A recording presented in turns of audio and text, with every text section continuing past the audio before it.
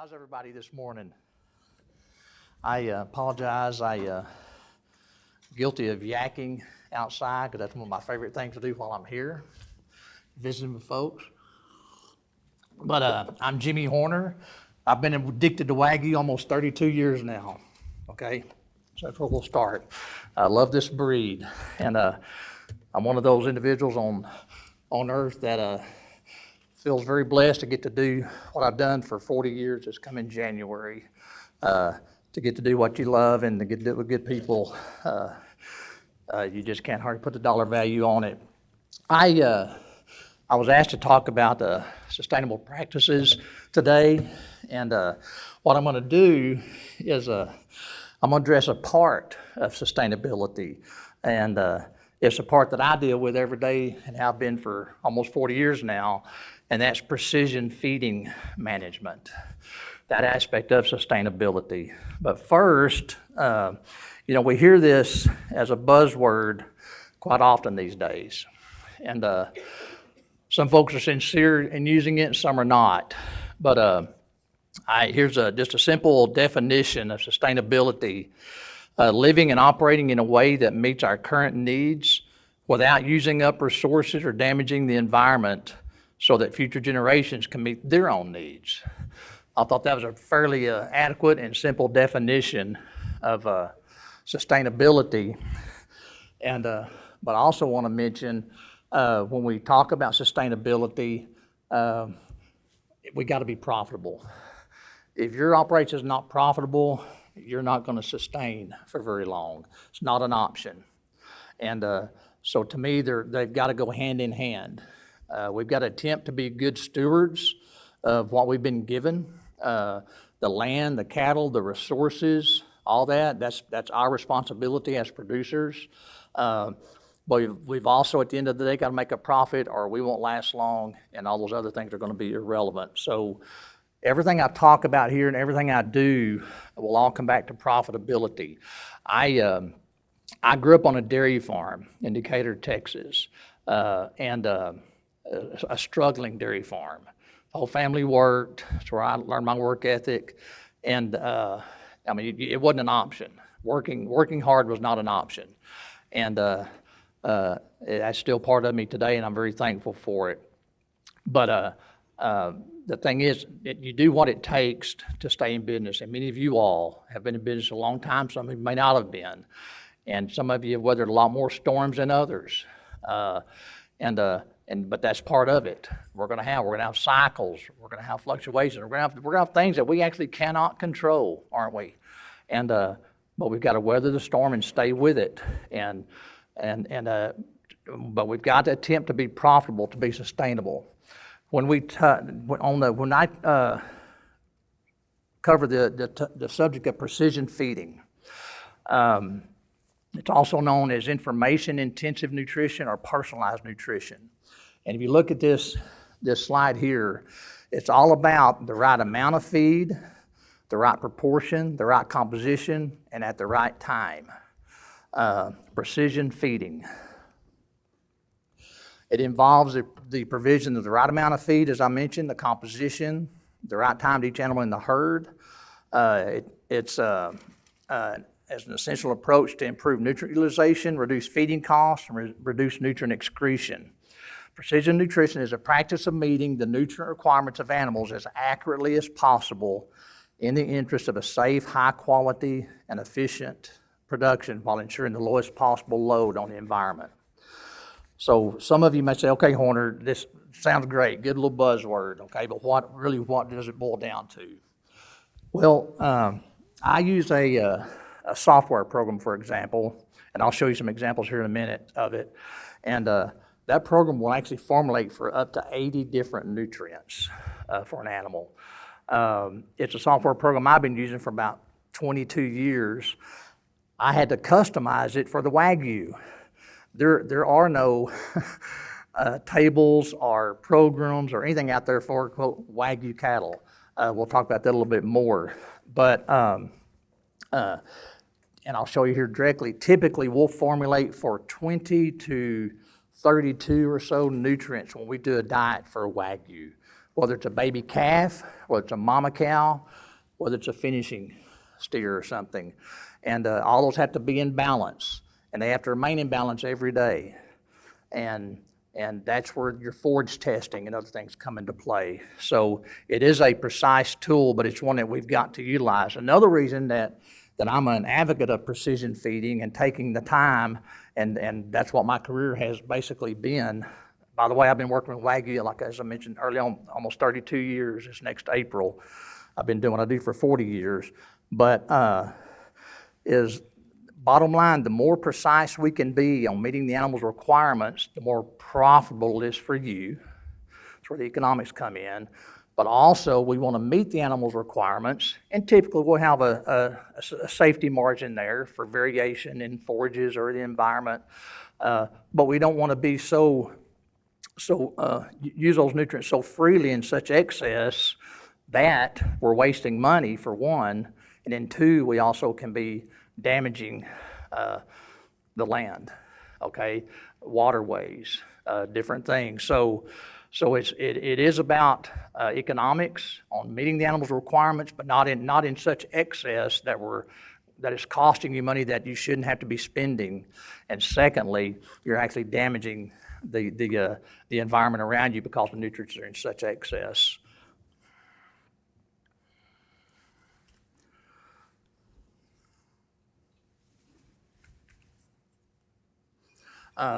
Tools of precision feeding. As I mentioned, precise estimate of nutrient requirements. This is an issue. And the reason I'm saying it's an issue because we don't have a lot of good information on what the requirements actually are for Wagyu cattle. If anybody has that, I would love for you to share it with me. What I've had to do is go to Japan almost 50 times. My next trip, this next year, will be my 50th trip. I've had to go to Japan almost 50 times to gather information for our producers to learn what those requirements are. It's all been learned firsthand. It has not been learned easily. Many of my Japanese friends, God bless them, they love holding things very close. And if you do not establish a relationship with those folks, and if they do not think they can trust you and they do not respect you, they will never tell you anything, or they'll tell you something completely wrong. So it has not come easy, but the thing is, we've got to know what we're feeding. So the only way that I have been able to do it is by traveling over there a lot, learning what I can from our top producers here and what their cattle are telling us, okay? And a lot of trial and error, folks, I'm telling you. A lot of the research has been done with Wagyu in Japan, has been privately funded. So a lot of it is not shared. And even if it's not privately funded, they're still not real eager to share a lot of it. As I mentioned yesterday, my question, and Reed, I did not mean to throw y'all a hardball yesterday on that question on your panel. By the way, y'all, that was a great panel. But one challenge we have as an industry is the fact that most of the Japanese industry does not recognize our industry. That's just a given. I will say the younger producers over there are more willing to than some of the other ones, and I think that can change over time, but that's just what we're dealing with. But it's taken a lot of effort to learn those requirements. But I will tell you, anybody that tells you that feeding Wagyu is no different than feeding anything else, does not know anything about feeding Wagyu, not one iota. I have fed every breed of beef cattle known to man. I fed almost every breed of dairy cattle known to mankind on numerous continents, and I have never dealt with a breed like this. It has been a learning experience, and I continue to learn to this day. I'm 66 years old, doing this for 40 years, Ph.D. in ruminant nutrition, and this breed still humbles me to this day and still teaches me to this very day. So they are a different bird. Now, I will tell you that there are a lot of same basic principles with them as far as the management and the husbandry is concerned, but they are a different critter when it comes to feeding them, no question. And we'll talk a little bit more about that. So we got to have a precise estimate of the requirements, and that's a challenge. We've got to have precise nutrient analyses. That's where we have to test our feeds, test our forages, know what you're producing. My philosophy has always been to take your forage as a producer, because that's typically the least expensive ingredient in your ration, and then we build the feeding program around that forage. Then when the forage changes, we retest it, we reformulate, and try to keep those nutrients in balance at all times. But the forage testing is a must if you're feeding these cattle, if you want to be precise in what you're doing. So I talked about precise formulation. You know, there's a segment out there in our industry that some of you probably have to deal with some of these folks, and I don't mean to belittle them, but there are some folks out there that think that corn kills cows. Have any of you heard that? Corn kills cattle. Soybeans kill cattle, okay? Y'all, the way those rations you're feeding those feedlot animals are killing them, all right? Well, I'll clarify on that. My colleagues in this industry, I may have been to Japan more than most of them, and may have been exposed to feeding Wagyu meat a little bit more than most of them, but I'll tell you, we've got colleagues in this industry that are professional, Ph.D s, advanced postdoc degrees, sophisticated formulation software, computerized models with the algorithms and this and that to really hone in on nutrients and the requirements of the cattle. And we do a lot of things in that diet to protect those cattle.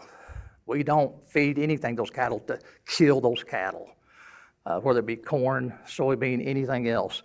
There are different compounds we'll use. The next deal says use of feed additives and supplements.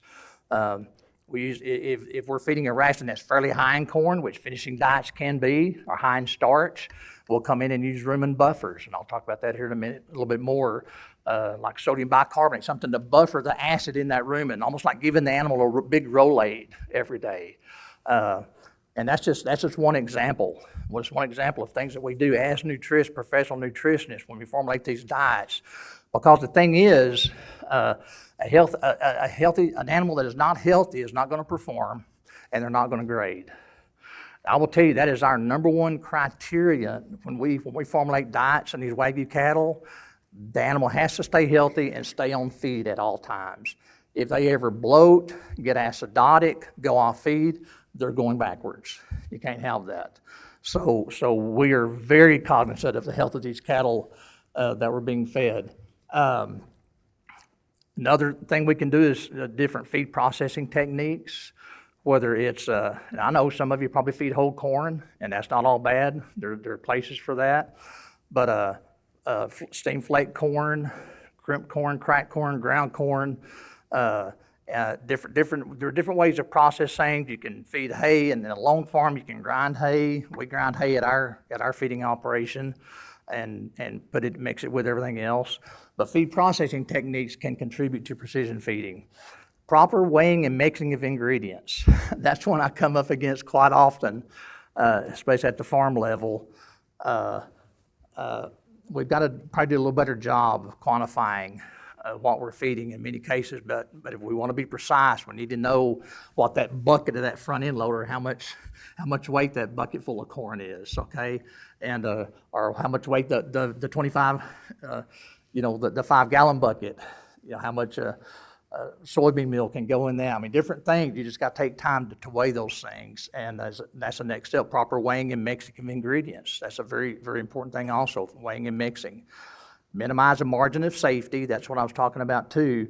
You want to meet the animal's requirements, and you want to have a cushion or margin there for some variation, natural variation, but you want to minimize that. You don't want to be feeding so much in excess, again, that you're causing issues. And then use of appropriate feeding management methods, phase feeding, split sex feeding. We typically, in our programs with Wagyu, we have a 2-phase feeding program.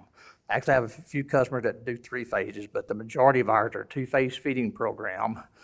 It's not carved in stone, anything else. Our regimen for feeding Wagyu is basically patterned after what the Japanese are doing. And how the things marble, how they're growing, the different periods that they actually accelerate in marbling throughout their life, and so forth. But phase feeding can help you get more precise because you're actually formulating a diet that's going to be more precise for that particular group, and based on age, weight, whatever, or gender.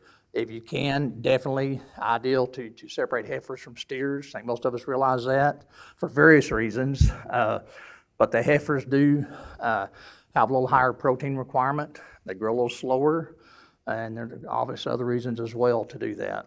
But all those things contribute to precision feeding.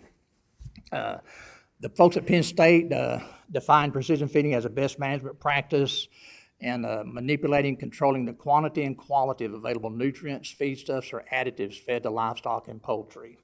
Like I say, everybody has a different definition, but we want to reduce the nutrients in the manure. We don't want a heavy load of nutrients in the manure, causing issues with your soil and or especially your neighbor's property. We want to improve animal performance as much as possible. We want to have our income over feed costs maximized, and then reduce odor causing agents in manure. Have any of you ever, I don't know if y'all have this or not, but any of you gone to a dairy or feedlot and you get out and you get close to those animals and all of a sudden the ammonia can almost knock your head off? All right, I know sometimes swine barns that you experience that. Well, I've been to several of those, and actually several of those have been in Japan. I was one time, as soon as I got out of the car, I started tearing up. It was so strong, the ammonia was so strong. Well, the problem was they were overfeeding protein in the diet by quite a bit. And when you overfeed protein in the diet, those animals are going to be excreting that extra nitrogen through their kidneys. It taxes the kidneys, it stresses the animals, and all that ammonia volatilizes. So you smell all this ammonia. If you go to a feedlot and you smell a lot of ammonia, their ration is not balanced. I'll just go ahead and tell you, it is not balanced. It should not be that way, and particularly highly soluble protein. But I don't know how many times in the years I've encountered that. But you do want to reduce odor. We actually even put compounds in our rations and many of our clients' rations to intentionally reduce odor. There's a compound, a yucca extract, a natural extract that has been used for, oh my goodness, decades, starting with pigs and chickens. But the yucca actually helps retain the nitrogen in the animal's digestive system, and so it improves nitrogen utilization, so you don't waste as much. So we routinely put that in diets. A lot of the dairymen use it as well. There are challenges when you decide, okay, I'm gonna do what Horner's telling me to do. I'm gonna leave the dark side and I'm gonna go where the light is, and I'm gonna get so precise on doing this that, man, we're gonna set the world on fire. Well, just get ready, because it's gonna be more work. It's gonna be more intense. And I tell folks, this Wagyu breed, they are a breed that has so much potential of giving us so much as owners of these cattle. So much. They can give us so much. But I feel like we do have to make a little bit more of an effort than we do with commercial cattle. We have to operate in a little higher gear if we want to maximize what these cattle are truly capable of giving us in return. And boy, they are. But it's going to require more intense management on your part. Again, the nutrient requirement and use. There are other folks out there that know a lot about these cattle and more every day, and more feed mills are contacting me. They're wanting to learn, and I love learning, and I love teaching, and I'll try to help anyone. But we cannot feed these things as commercial cattle. They cannot do it. But both from a nutrient standpoint and a feed delivery standpoint. You may go to a commercial feed yard feeding Angus cross cattle, and those cattle maybe only have access to feed 6 to 8 hours a day. Limit feeding, very common in the commercial feedlot industry. And those Angus, they come up there, Adam, you've seen it, they come like vacuum cleaners, and just all that feed's gone in 6 to 8 hours. Wagyu don't eat that way. Wagyu eat much more like sheep and goats. They pick. They're much more finicky. You can never get the same level of intake in a Wagyu that you get in an Angus. They're not wired for that much intake. They eat totally different. So we typically recommend they have access to feed all day long. If you're feeding a total mixed ration, which we'll touch on here in a second, we have that ration in front of those cattle all day long. We do not limit their access to it, because the way they eat, they want to go up to the buffet line and get a few things and go sit back down, or maybe go lay down, chew the cud a little bit, and then go back and eat a little bit more. They will typically eat 6 to 12 times a day. You watch them. And I've actually sat in my lawn chair in our barn and watched them. do that. We've also done camera work. They will eat 6 to 12 times a day typically. Or an Angus may just belly up there and just stay there till that feed's gone. Totally different. So even not just the requirements of the nutrients, how the nutrients are delivered is critical. It's going to take a commitment on your part, and the big buzzword is consistency. You got to be, if you want to be precise at something, you better be consistent at it, and that's always takes a little more effort than not. This is my own deal here that I've always kind of joked about as a nutritionist. There's always 4 rations on every farm. There's the rations I formulate. There's a ration that's mixed, either at the feed mill or the farm level. There's a ration that's actually fed to the cattle. Then there's a ration that's actually used by the cattle. There's not just one ration. There's 4 at least. And I joke about that. The folks that do a better job of precision feeding, there's much less variability in these different rations. But that's just the truth of it. You know, I can formulate something to the milligram or something level, or to the 3rd or 4th decimal. Well, that's not practical on a farm basis on your guys. And don't say, Horner, how many bags of this do I need to tell my guys to feed? You know, this and there. You know, you've got to be practical about it. But the better equipment you have, the better labor you have, which is continuing to be a challenge for most of us, the more precise you can be, and much less variation in these. But just know there's always 4 different rations everybody feeds, not just one. Okay, this is, quote, the Bible for feeding beef cattle. This is the National Research Council's nutrient requirements for beef cattle. I believe this was, the last one they did was in the year 2000. And I think that's the most up-to-date one we have. Again, if you know absolutely nothing about feeding beef cattle, 0, this is a good source for you. You can learn from it. The problem is it only provides guidelines, and they like I said, a lot of work has gone into these. I don't mean to undervalue this at all. It's a very valuable tool, but it provides guidelines for feeding beef cattle, all the different stages, different ages, different sex, so on and so forth. A lot of good information in it. However, there's nothing in that pertains to Wagyu. Nothing. If you go off the requirements, if you go, I'm gonna do this, and I don't need Horner or whatever. I'm gonna do my own thing, and here we go. I'm gonna formulate these diets. If you go off this right here, you're not gonna be meeting your cattle's requirements. The Wagyu were not considered when this was published whatsoever, at all.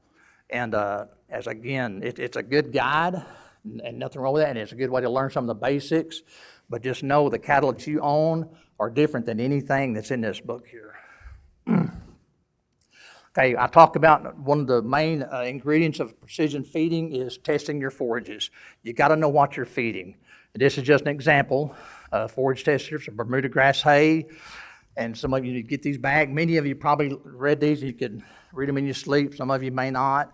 But this is just a typical, when we test a forage, we'll get typically what's called it's a basic plus minerals package. It has the basic nutrients, the protein, the fibers, the energies, relative feed value, that's RFV, the main macro minerals, and then some trace minerals. But we got to have these numbers because this is what we build the entire ration off of. Whether this is your hay, this is your silage, it may be your pasture. You may do pasture clippings. That's more of a moving target for folks like me, but we do have folks that do that, the grass-fed operations. But anyway, we've got to know what we're feeding. You know, we talk about data and data collection. You know, if you want to produce good cattle and good meat, you better have some information to make those decisions off of when you make those matings and do those breedings and so forth, or you buy those cattle or buy those embryos. Same thing here. If we don't have the data on what we're feeding, then what the heck are we feeding? We just don't know. So you got to know what you're feeding, and to me it starts with your forages, and then everything is built around that, all right? Another thing that we look at is water quality. We typically recommend our clients that they test their water at least once a year. If you're watering your cattle out of surface ponds or creeks or rivers or anything, or shallow wells, we recommend twice per year because of runoff impact. These are just some levels here of the different minerals and nitrates, sulfates. We tend to run into sulfate issues. Actually, when you start getting into New Mexico, Colorado, western Oklahoma, we can get some pretty high sulfate forage. That's a problem because that will really do a really great job of tying up your copper and make it hard to get your cattle bred. That's one issue. Nitrates can be high, especially if you're experiencing runoff and your neighbor's put out a bunch of fertilizer and then a big rain comes and it's all on your place. And then you take a sample, you got some really high nitrates. The high nitrates will bind vitamin A. The high nitrate actually binds hemoglobin in the blood.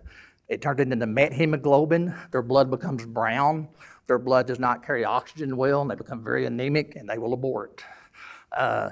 So nitrates can be an issue. Nitrates can be an issue in sorghum varieties. Most sorghum varieties in Johnson grass are what we call nitrate accumulators. If you go on a year that's really droughty, we don't get enough rainfall, those nitrates will accumulate in that forage. You can have issues. But thank goodness, they're typically manageable. In all my almost 40 years, I've only had one client that I had to get him to take all the Sudan hay and put a torch to it and burn every bit of it. It was so high. Typically, we can manage it. We can work with it. Only one time we've not been able to. That's the only time. But they can present a challenge. But the water can be an impact. The water also will take into account when we do the mineral portion of the supplements. The feeds and supplements will take what's in the water into account. And typically, everybody's water is different. I'm telling you, all over, it's totally different. It's great to have good water, but you can definitely have issues with the water, and they can be causing issues for you. So we got to know even what's in the water if you want to be precise. And Sheila, I talked to Roger beforehand. He gave me permission to put a couple of you all's old rations on here. But this is just to show you an example. This is a ration here of that we did for at Sheila's place years ago. This is not a current ration, but you can see if you look down there, all those columns there, those rows going down, those are the different nutrients that we'll formulate for example, in a ration like this. Whether it's a breeding herd, whether it's a finisher, this is a finisher total mixed ration. You can see all the ingredients over here to your left. We have those ingredients numbered. I have a feed library that's, it's almost like it goes almost to infinity. I've been doing it so long and saving everything, that every analysis we ever had. So those are the numbers that identify them. Then you have the ingredient names, typically abbreviated. Then we'll have the cost. All those ingredients, we'll have an analysis on them in our library. We'll have the cost, and then we try to optimize what those Wagyu need, okay, at the minimum cost. And then over to your right there, you can see all the variables going down, or all the things that we actually formulate for in that ration and try to balance. And so again, it's not just a haphazard, throw it on the wall and hope it sticks kind of deal. This is a very deliberate, precise science of feeding these things, doing this. This is another one. This from reading them there in North Carolina. This is one of their older rations. You can see here a corn solids based ration, feeding it to the breeding herd, and corn solids, corn DDG, grass hay, whole cottonseed, and then a mineral vitamin premix and so forth. But again, all the nutrients we're formulating for, the units those nutrients are in, the requirements versus how much we put in there. So typically, I know sometimes when we have a new client and I send them these sheets, they can be overwhelming. They'll say like, Horner, what the heck am I supposed to be getting off of this? What do I need to pay the most attention to? And I can always obviously tell you that. But again, I just want to show you it's a precise science, and it's not just a haphazard approach. Now, when we talk about using precision feed management to improve feed efficiency and nutrient utilization, one thing I want to touch on here. And as I mentioned, I jokingly say I'm addicted to this breed, but I really am. And I love eating Wagyu steak. I don't mind telling you. And that Wagyu steak in those dang martini deals we had the other night with those mashed potatoes, holy smoke, wasn't those great? I mean, they were just awesome. But anyway, but one of the challenges we have with this breed is feed efficiency. That's a challenge we have. Wonderful meat. But dang it, it just seems like it takes so long to get there. And so we're constantly, from our end, you all can do it from the genetic standpoint to help. We have to do it from our perspective on the feeding and management, the husbandry. What can we do to help make these things a little more efficient, or a whole lot more efficient? And to me, if you've got a target for your meat up here, and you want this quality of product, whatever that target may be, and you want it consistently, which to me you need to establish that. The thing is, you still need to do it as economically as possible, and as with a few days on feed as possible. Okay, just for sheer economics. We know that things have changed the last few years versus what they were definitely when I first got into this over 30 years ago. A little more challenging, a little more competitive, sometimes a little more frustrating. But we've got to continue to looking for ways to be more efficient. And this breed, as great as they are at producing a tremendous beef, and their fertility and their temperament and their calving, so many things, to me, the feed efficiency and the milk yield in the mamas, really the maternal traits in the mamas, are the two things we really need to be focusing on, folks. And let me just say this, and I don't know, many of you heard me say this before, I'll say it again. Marbling is the easiest thing to get in this breed. If you leave here today with no other take-home message, marbling is the easiest thing to get in this breed. These are marbling fools, this breed, more than any other breed on the face of the earth. But we've got to get them to be more efficient at producing that meat, and we've got to get these mamas to be better mamas. And it's not their fault. From a mama standpoint, it's not their fault. Our folks in Japan, we have not one client in Japan that leaves their calves on their cows longer than 3 days. In Japan, 95% of producers or more, the cows are just a uterus.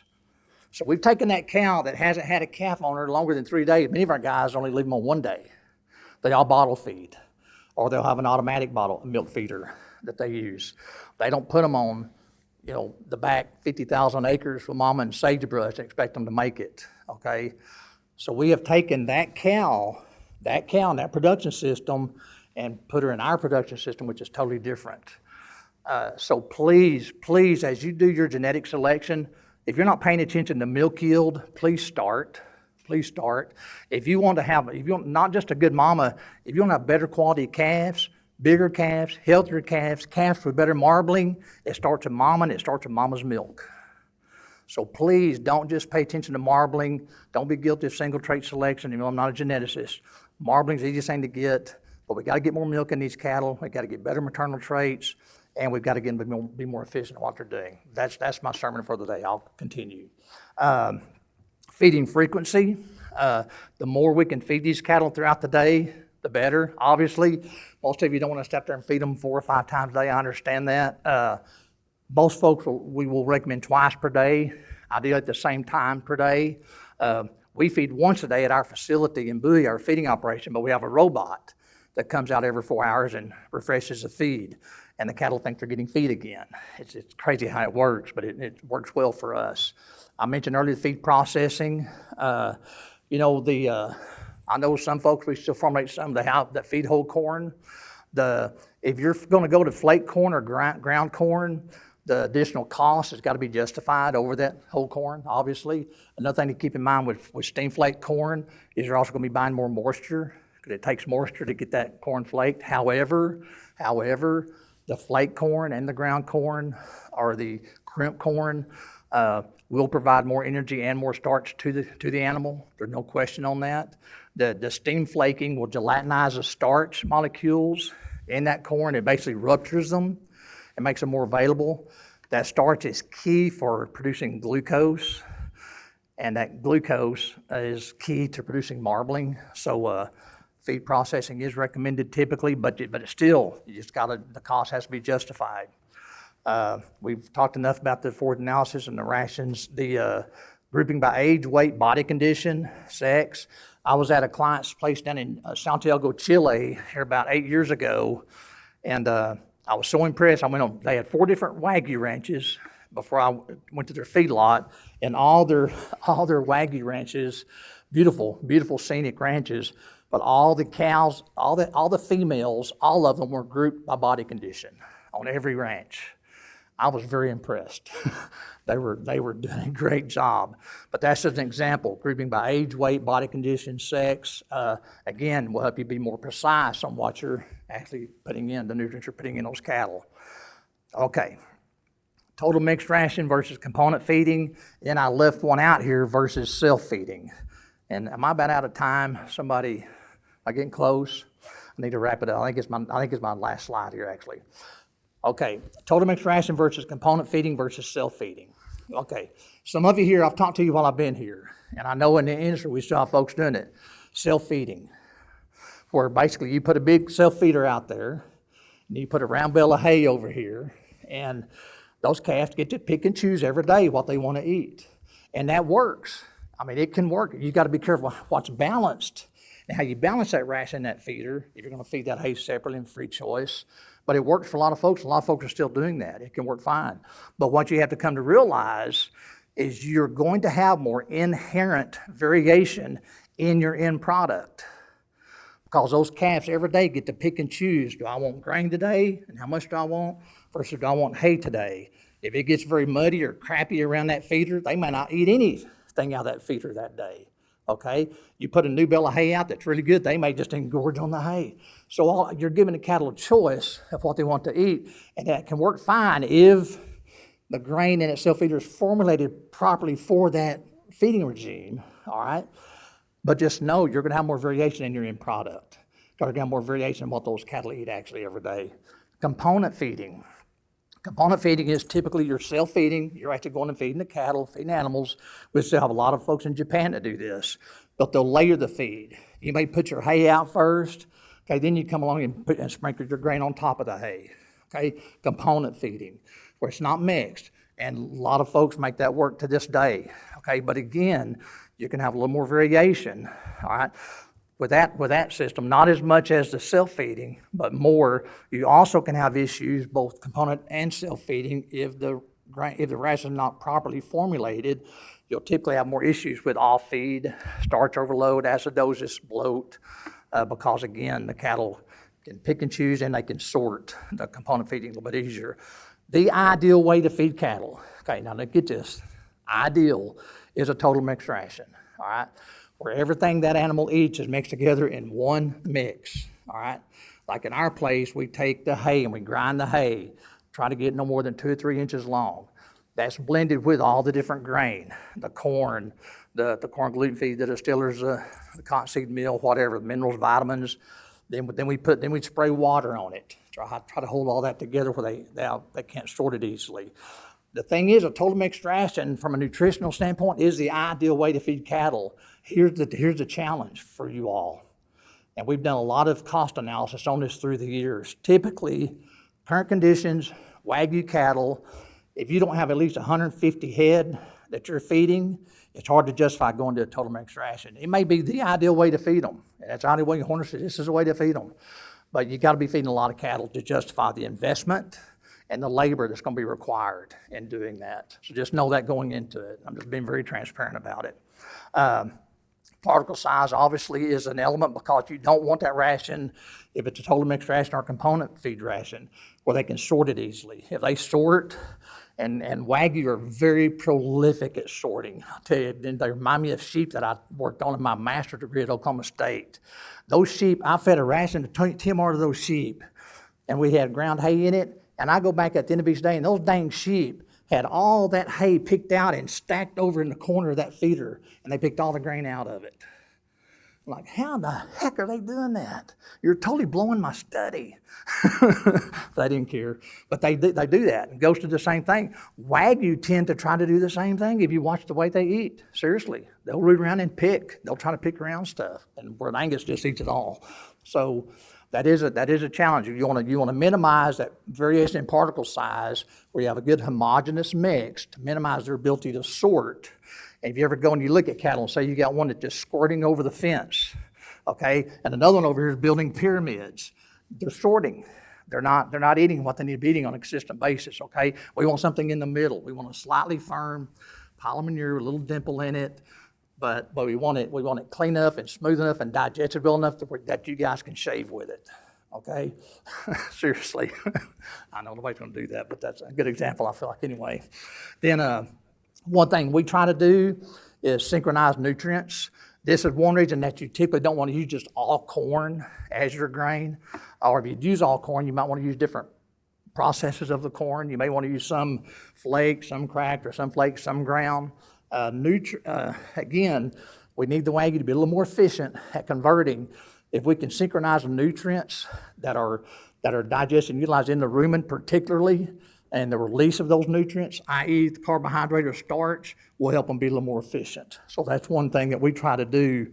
Instead of just feeding all corn, so just a corn soy diet, you probably can do a little better if you'll put a little barley in there, maybe a few oats, maybe a few soy hulls, maybe some corn gluten feed, maybe a little bit of distillers, some other things, instead of just straight corn, so we can synchronize the rate of release of those carbohydrates in that rumen, and it can help them be a little more efficient. Obviously, stress mitigation, this is my typical soapbox, and most of you are very familiar with. But folks, we have got to minimize stress in these cattle as much as possible.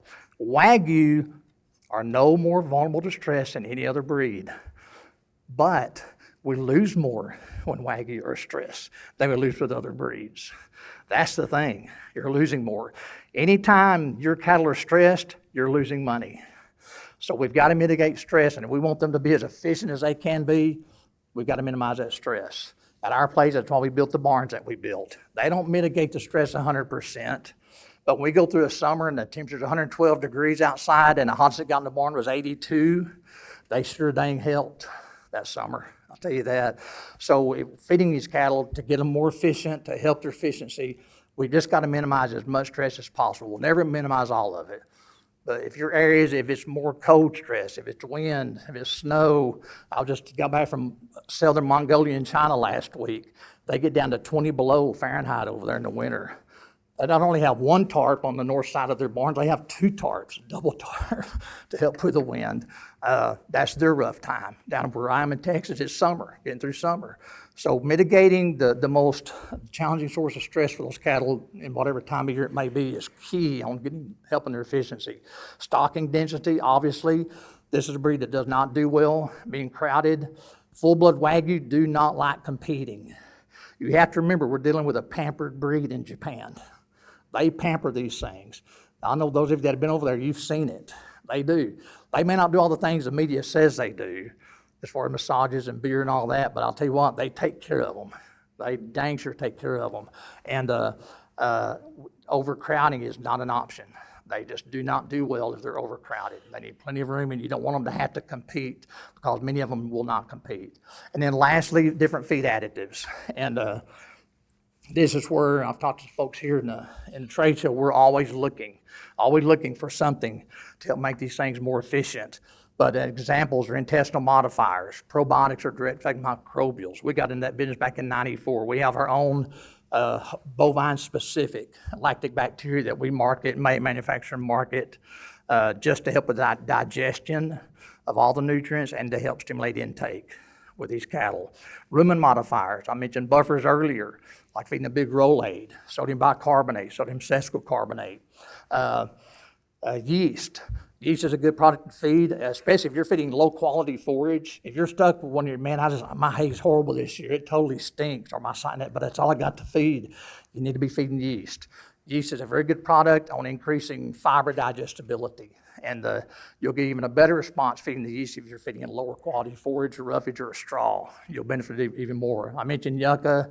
There are other compounds, prebiotics, which are compounds that feed the bugs in the rumen, basically, nutrient sources, ionophores.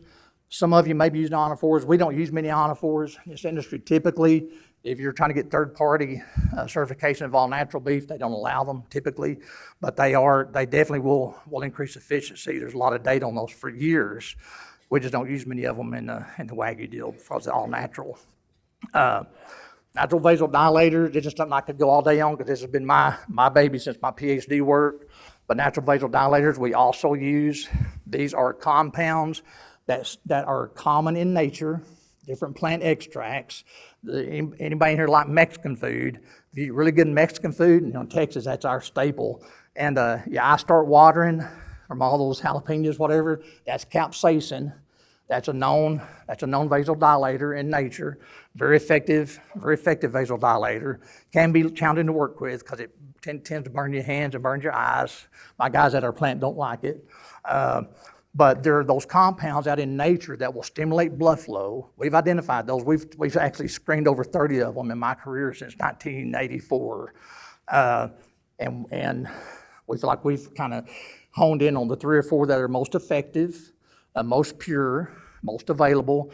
And then we took us a long time to determine to titrate the different levels needed for the Wagyu, for the dairy cattle, for the wildlife, and that's what we do. But the vasodilators can actually, by increasing blood flow, you get 2 things that happen, benefit from that.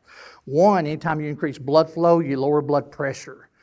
When you lower blood pressure, you have a calmer animal. When you have a calmer animal, you're gonna have a better performing animal with better quality meat, all right? So anytime you can do that. Secondly, by stimulating blood flow, you deliver more nutrients to the cellular level to whatever tissue needs those nutrients the most. The dairy cow might be the mammary gland, the udder. Beef steer, the muscle. On a deer with antlers, it may be the antlers and the base of the antlers. Okay, bigger and faster antler growth. But that we have worked on these for a number of years, and that's another way and they will increase overall gross efficiency of the animal by using them. But they're all natural. Everything we do is. Then toxin mitigants, if you've got definitely if you know you're dealing with some mold in your hay or your silage, you better be using a toxin mitigant. And these are compounds that either will bind toxins in, say for example, corn or corn silage, for example, will bind the toxins, and they'll actually poop the toxin out. The toxin never gets absorbed by the liver. Or they'll transform the toxin to a less toxic form, all right?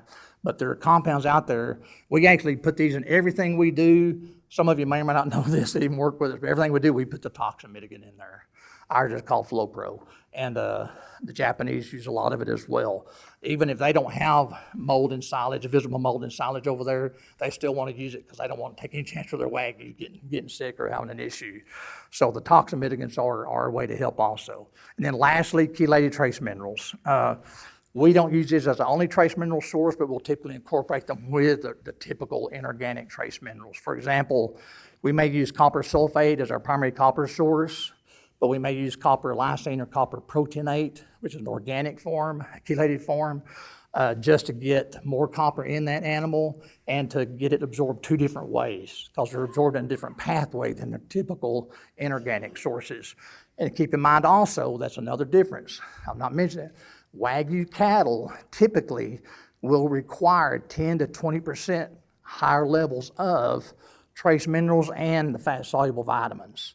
So your copper, your manganese, your zinc, your cobalt, your iodine, your selenium, your vitamin A, D, and E, and K, they're going to require about 10 to 20% more than any other beef breed. Their requirements can be very comparable to what the Jersey breed is actually on these. So we not only have to feed a little bit higher level with our Wagyu cattle of these trace minerals and vitamins, but we have to feed a little more bioavailable forms of them as well. So anyway, you all can read this bottom line. Sustainability, profitability. I'm not going to read the other ones. I'm just going to go all the way to the bottom. We know that we talked about competition yesterday and probably again today. We're in a competitive world. We're in a competitive industry. I will say that I really don't feel like we're competing against each other. We're competing against other sources of meat, and we're competing against meat from other breeds, but please don't feel like you're competing with each other. We're not. If you have that mindset, please sell your cattle and leave the industry, okay? We're all one here. We're the same industry. We got to be working with each other. We're not competing with each other. If you have that mindset, I don't know what to tell you, but anyway, I guess I just did. But we've got to become more competitive on a world stage, and this is just one of the tools we can use to become more competitive. And let me give an example. Last thing, I just got back from China. I've been to Japan many times. This is my first experience in China. I was a little reluctant to even go, but I went, and I'll be going back. They treated me great. Those folks, I went to a feed mill over there. We have a feed mill in Bridgeport, Texas. We spent $2.5 million on back in 2001. Their feed mill they just built was $230 million, all completely automated, all robotics, all stainless steel. You could eat off the floor of any of their buildings they had. Everything was monitored, temperature, humidity, everything throughout the entire structure. All the 11, they have 11 dairy operations, 120,000 dairy cows, and they have 2 Wagyu operations, 30,000 Wagyu cows. I went to the 2 Wagyu operations, 2 of the dairies, and the feed mill. And all the dairies and feedlots were $85 million operations as far as their footprints. Again, you could eat off the ground on any of them. Every barn where they had cattle, whether it was mama cows, heifers are breeding, bulls, F1 calves, it didn't matter. Every one of them, they monitored the temperature and humidity of every barn and had fans. And once that temperature and humidity hit a certain level, those fans would come on. And but you talk about precise. I just left I was not expecting that, folks. I'll just tell you, I was not expecting what I saw. They are being very precise. They're not planning on exporting 1 ounce of their Wagyu beef. The Wagyu beef demand is growing over there so much in China. Their economy is doing so well, I guess in spite of President Trump. But anyway, hopefully we can get that worked out too. They're doing so well, more and more of their folks are becoming affluent and wanting to eat Wagyu. And this facility has 30,000 Wagyu right now, and they'll have 50,000 this time next year to meet that demand. They're opening 100 restaurants of their own. They have 2 open right now. They use 4 carcasses each, and that restaurant uses the entire carcass. But I just mentioned that as after all these years, I just love the place. You're talking about precise. And basically, I can help them, yes, but it's all gonna just be a lot of fine tuning. No major surgery. They've got it lined out, I'm telling you. They just don't know how to feed Wagyu, but they know how to do these other things. So I'm gonna be trying to help them, but that was an example just fresh on my mind of I'm not saying we all go out there and borrow a lot of money and do all that kind of stuff, but we can still be precise with what we have. And that's what I tell everybody. It doesn't matter what you have, just make the best of what you have. And then if you're dealing with trying to minimize stress, just take the time of year that presents the biggest challenge to your cattle and do whatever you need to do then. These Wagyu cattle can handle cold weather very well if you keep them dry. They can handle hot weather very well if they're shaded and they got plenty of water and some air movement. So anyway, thank you very much. I'm gonna be around the rest of the day, and God bless you.